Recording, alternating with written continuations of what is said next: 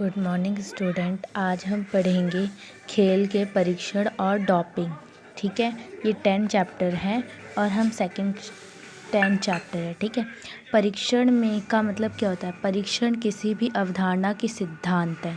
ठीक है, अवधारणा या सिद्धांत यानी concept of principle sport training, यानी क्या है? खेल परीक्षण अवस्था में हम खिलाड़ियों की प्रतियोगिता के लिए तैयार आधार पर प्रदान करते हैं। परीक्षण क्या है? प्रतियोगिता के आधार पर, यानी जिस तरह का उनका कंपटीशन है उसी तरीके से ट्रेनिंग दी जाएगी। ठीक है, परीक्षण के तरीके एक व्यक्ति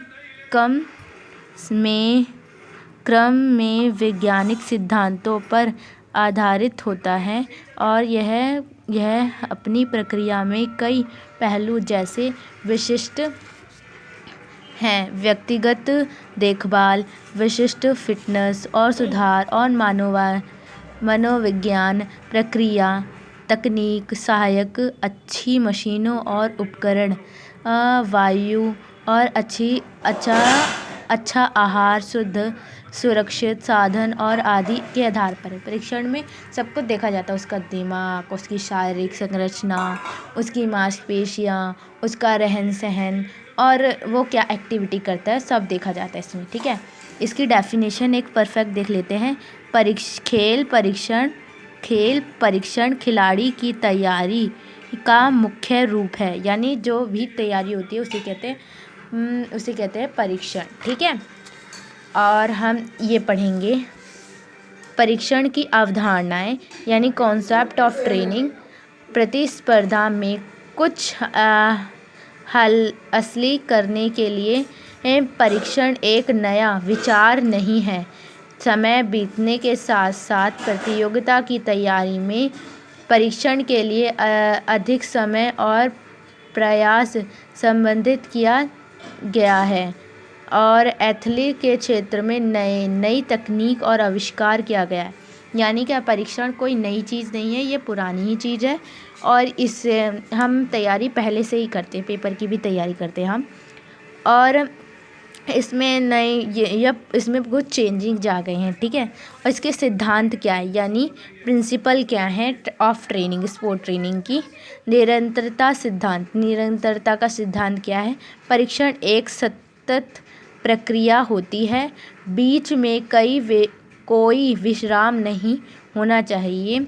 यह कहना तात्पर्य है कि परीक्षण बिना किसी अवकाश या अंतराल के निरंतर चलनी चाहिए। यानी क्या है? बीच बीच में छुट्टी ले लेते हैं ना, ये स्कूल पे भी लागू होता है। जैसे तुम खिलाड़ी मैच है तुम्हारा, तो बीच में कोई छुट्टी नहीं रहेगी, सीधा पढ़ाई करो। ठीक है, अब सिद्धांतों का पालन करते हुए कुछ मुख्य बिंदु पर ध्यान रखें। तो ओवरलोड से बचें, यानी ओवरलोड से बचें। किसी भी फिटनेस घटना को विकसित करते समय और अन्य फिटनेस घटना के लिए भी परीक्षण की कुछ मात्रा होनी चाहिए। ठीक है, अब आएगा चोट लगने की स्थिति में खिलाड़ी की शरीर अन्य अंगों का व्यायाम जारी रखें। ठीक है, ये विश्राम देना चाहिए अगर चोट लग गई है तो। ठीक है, और हमारा दूसरा नियम क्या है इसमें? अतिभारण का सिद्धांत, यानी प्रिंसिपल ऑफ ओवरलोडिंग। अतिभारण क्या कहता है? परीक्षण लेने के लिए परीक्षण का भार सामान्य भर से अधिक होना चाहिए, यानी परीक्षण से सामान्य भार से थोड़ा अधिक होना चाहिए। इसका मतलब है खिलाड़ी की प्रतिस्पर्धा को सुधारने के लिए परीक्षण भार को बढ़ाना चाहिए, यानी कि जितना उठा सकते हो उतना ही बाल्टी पकड़ो रोज रोज, उसमें तो कोई बदलाव ही नहीं आएगा, थोड़ा अधिक होना चाहिए।